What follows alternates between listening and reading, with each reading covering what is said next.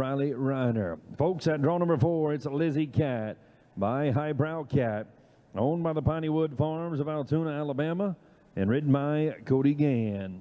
This is Lizzie Cat and Cody Gann.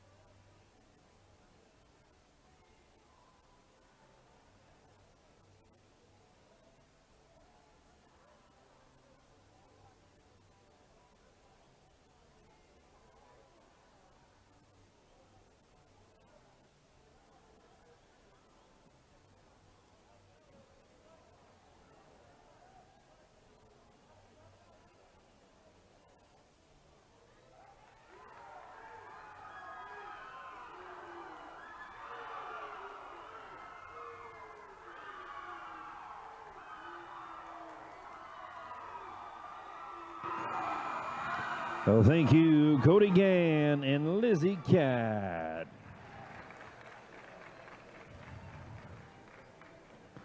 Well, folks, I will move us down the line here. We are going to go to draw number 5, CT Incredible Cat and Cody Kane. Haley King, you'll follow. Howling Like a Cat and Caden Kopke be getting ready for us here. This is Cody Kane and CT Incredible Cat